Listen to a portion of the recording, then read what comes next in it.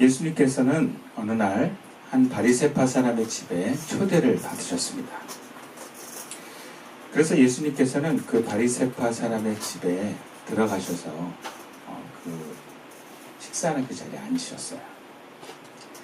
근데 그 동네 죄인으로 사람들이 다 알고 있는 한 여자가 갑자기 예수님이 계신 곳에 들어와서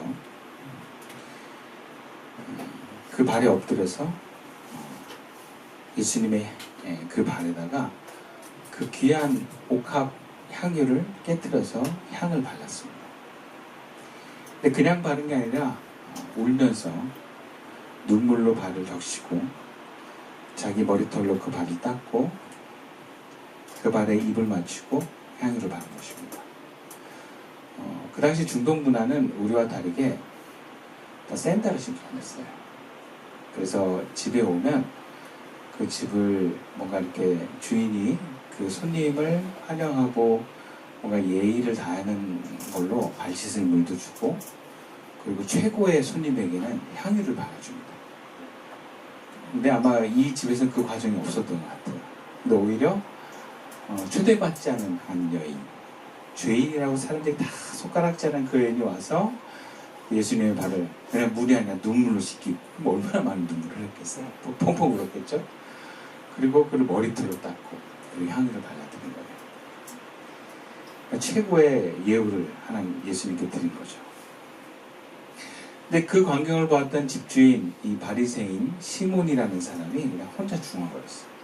뭐라 그러냐면 이 사람이 예언자라면, 즉 예수님에 대해서 예언자라면 자기를 만지는 저 발을 씻는 저 여자가 누구며 어떤 여자인지 알았을 텐데 저 여자는 죄인인데 그런 거예요. 혼자 얘기한 거예요. 당시 유대인들은요 죄인과 접촉하면 부정해진다고 얘기했습니다. 부정해진다는 건 무슨 말이냐면 하나님께 못 나간다는 얘기예요. 하나님께 나아가지 못하면 죄 씻음도 받을 수 없고 축복도 받을 수 없는 거예요. 그러니까 유대인들한테는 큰 문제입니다. 회당에 일주일마다 한 번씩 모여서 예배드리고 말씀을 듣는데 그거 못하는 거예요. 그래서 부정해지면 반드시 정결 예식을 치러야 됩니다. 얼마나 또 번거롭고 귀찮습니까? 그래서 오히려 그 번거롭고 귀찮은 작업을 하지 않을 뿐만 아니라 부정해지는 것 자체를 되게 경계했어요. 그러니까 알고서는 일부러는 죄인과 접촉할 수 없고 그래서는 안 되는 거예요. 그래서 죄인이 이렇게 다가오면 사람 다 피했습니다. 네. 심지어 병자들 중에도 뭔가 저주받은 병자다 싶으면은 사람들이 다 피했어요. 다음엔 부정해진다고 얘기했기 때문에. 근데 사람들이 지금 다 죄인이라고 알고 있는 여자예요. 그 여자가 발을 만지고 씻겨주고 있어요. 부정해지는 것입니다. 유대인들의 시각에서 볼 땐 부정한 여인에 닿은 예수님도 부정해지는 것처럼 보이는 거예요. 그래서 시몬이, 이 집주인 시몬이 그 모습을 보고 예수님 저 여자가 죄인인 줄 모른가? 바로 차버리거나 뭐라 그래야 되는데 왜 그대로 받고만 계시지? 그러면서 예수님에 대한 실망과 의심을 하기 시작합니다. 손님이라 대놓고 말은 못하지만 그 순간에 나는 그래도 예수님을 위대한 선지자나 예언자로 알고 집으로 초대했는데 아닐 수도 있겠다 이런 생각이 드는 거죠. 근데 그 순간 예수님이 그 시몬의 마음을 아셨어요. 그리고 이렇게 말씀하십니다. 먼저 두 사람의 비유를 말씀하시는데 그게 41절부터 47절까지 있는 말씀이에요. 이런 내용이에요. 어떤 빚을 빌려주는 사람에게 빚을 진 자가 두 명이 있었다. 근데 한 사람은 500데나론을 빚지고 한 사람은 50데나론을 빚었다. 근데 둘 다 갚을 길이 없었다. 그러자 돈을 빌려줬던 사람이 그 두 사람에게 빚을 없애줬다. 그러면 그 두 사람 가운데 누가 더 그를 사랑하겠느냐라고 묻는 거죠. 그러자 시몬이 뭐라 그래요? 빚을 더 많이 없애준 사람, 즉 500데나론 빚진 사람이라고 생각합니다 라고 말하죠. 그의 대답에 예수님께서는 그에게 네 판단은 옳다. 시몬과 그 향유 부인 여인에 대해서 이제 비교하면서 얘기를 합니다. 너 시몬은 나를 추천해 놓고도 발 씻을 물도 주지 않았어. 입맞춤도 하지 않았고 내 머리에 기름도 발라주지 않았다.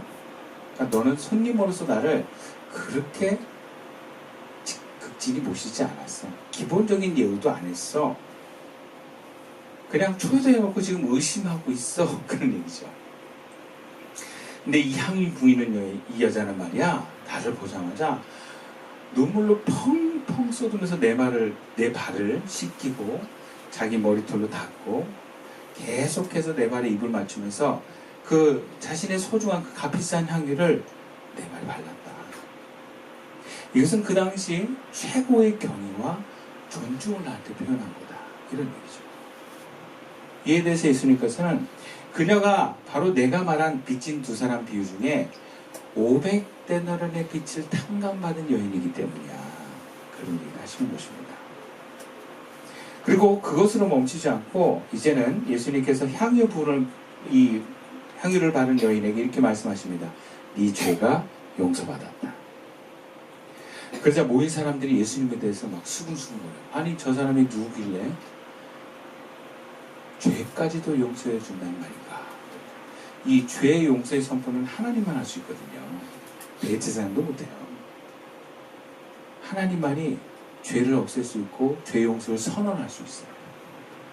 그러니까 예수님을 아직까지 메시아로 믿지 않는 사람들한테는 신성모독적인 말이 될 수도 있고 엄청나게 뭔가 충격이 될 만한 말을 하고 있는 거죠. 받아들일 수 없는 거죠. 근데 예수님 여기서 멈추지 않습니다. 그 여인에게 이렇게 말씀하십니다. 내 믿음이 너를 구원하였다. 평안히 가라. 예수님이 여기서 이 여인을 향한 모습은 어떤 메시지를 보이고 있습니다. 특히 시몬에게, 이 집주인 시몬에게 어떤 메시지가 들려졌을 것입니다.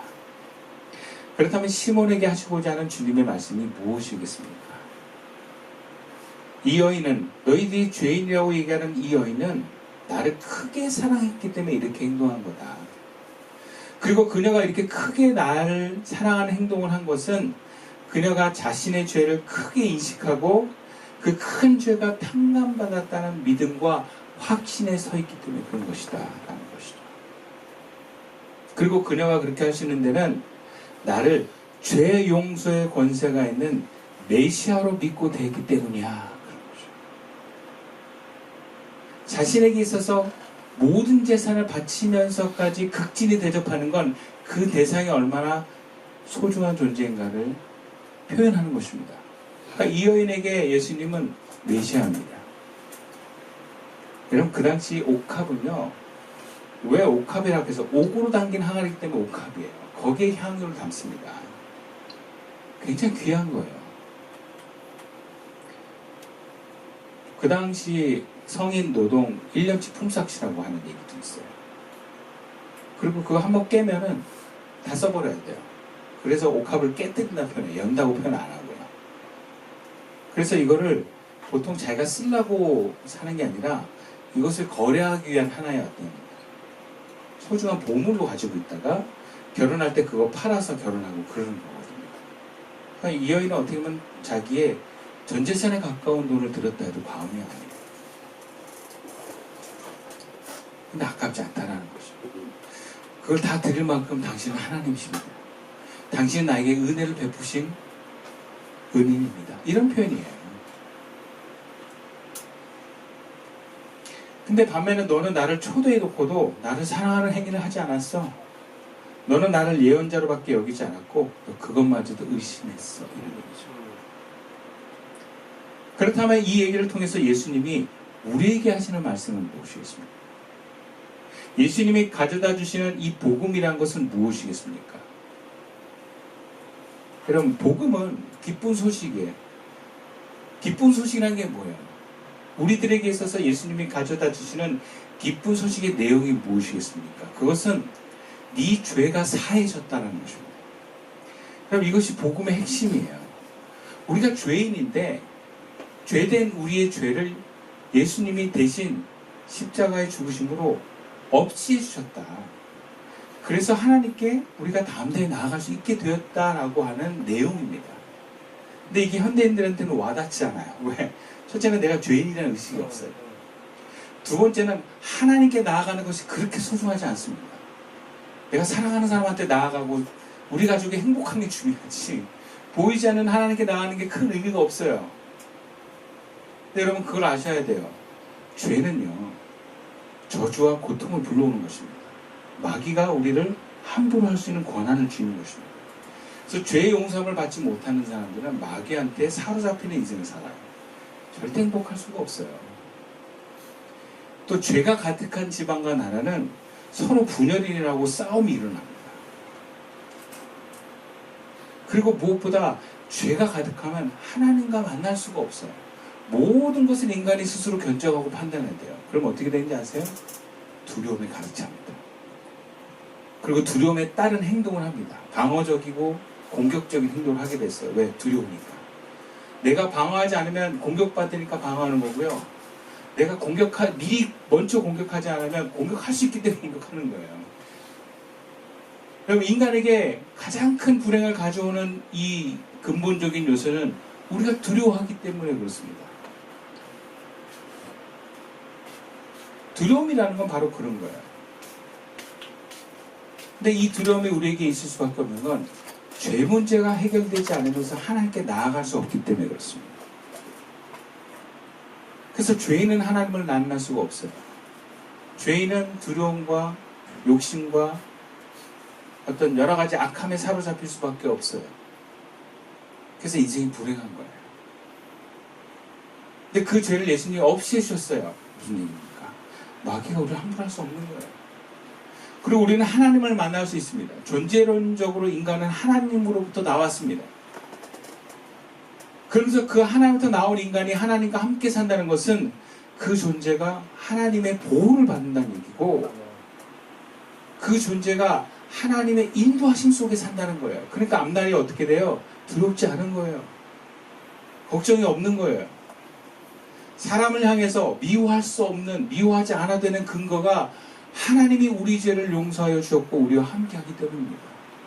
그래서 예수님이 우리에게 이렇게 기도를 가르칩니다. 네 죄를 사하여 준 것 같이 우리가 다른 사람을 용서한 것 같이 우리를 사하여 주십시오라고 기도하라는 거예요.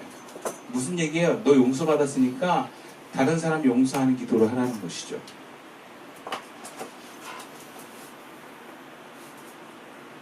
그래서 네 죄가 예수로 말미암아 사하주셨다, 이 복음의 확신 속에서 우리는 주님께 나아가기를 원하십니다. 여러분 그것이 기독교입니다.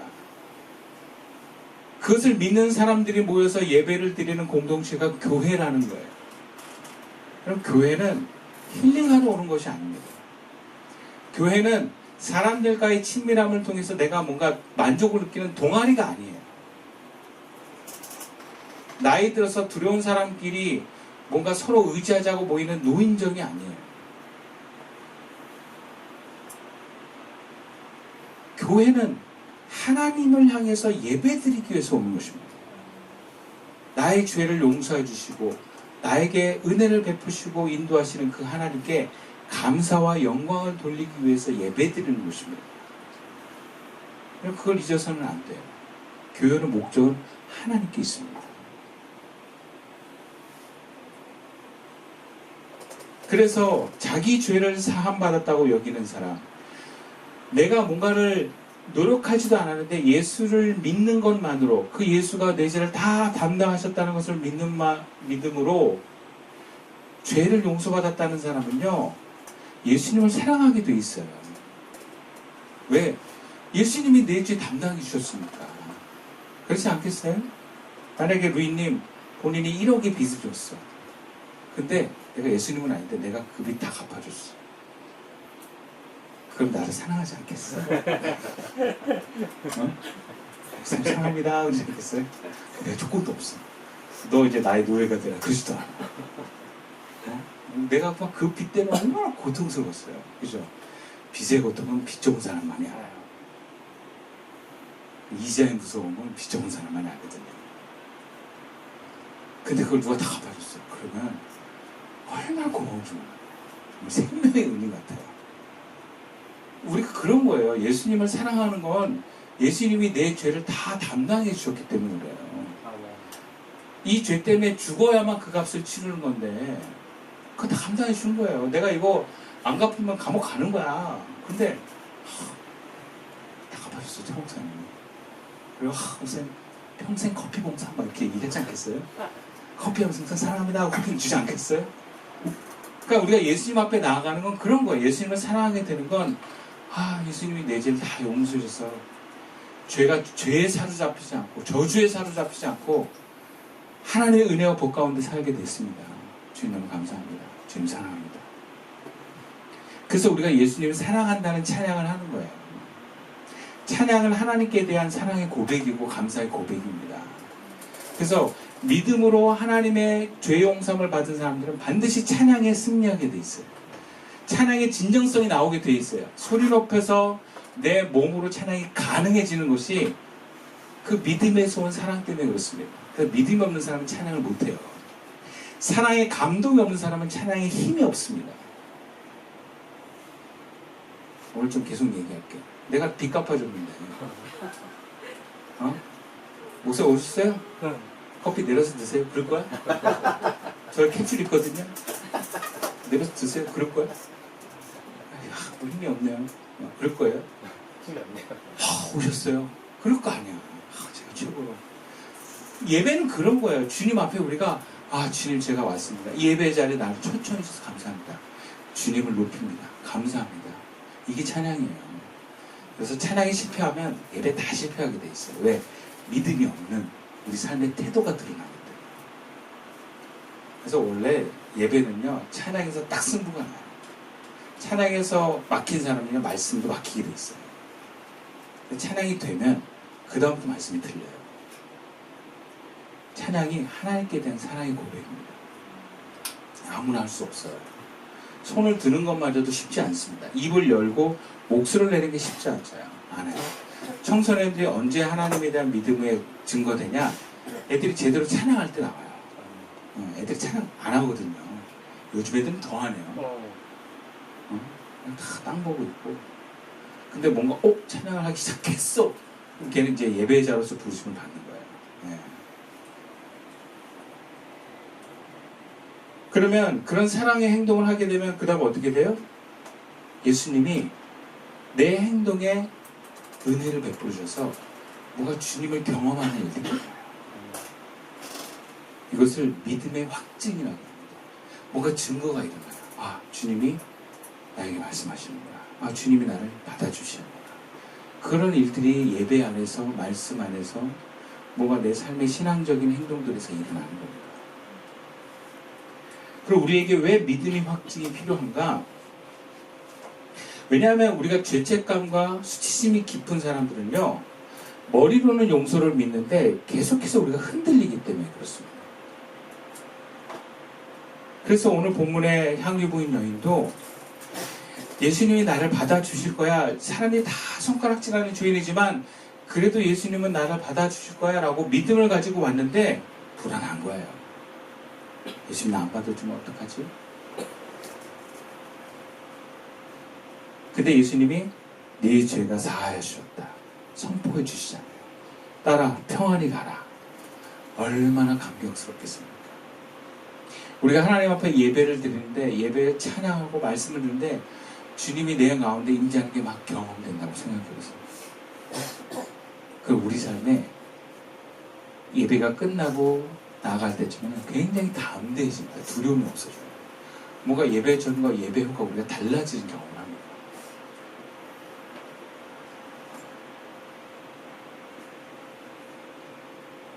그래서 향유 부인 여인은 죄의 용서를 얻기 위해서 사랑을 드린 사람이 아니라 이미 예수님의 은혜와 죄의 용서를 믿었기 때문에 나온 것입니다. 그러나 여전히 그녀는 사람들의 시선과 자신의 죄책감에서 온전한 평안은 얻지 못했어요. 그래서 예수님은 내 죄의 사함을 받았다. 평안히 가라라는 말씀으로 그녀의 믿음을 확증시켜 주시면서 평안까지 주십니다. 그러면 그녀가 그 이후에 어떻게 살았겠습니까? 예수님을 더욱 사랑하는 삶으로 살지 않았겠습니까? 여러분, 우리의 삶이 그렇습니다. 우리가 이렇게 믿음의 확신을 받은 성도가 그 예수님 안에서 확증을 경험하면 더 예수님을 사랑하는 삶으로 나아갑니다. 이것을 믿음의 선순환이라고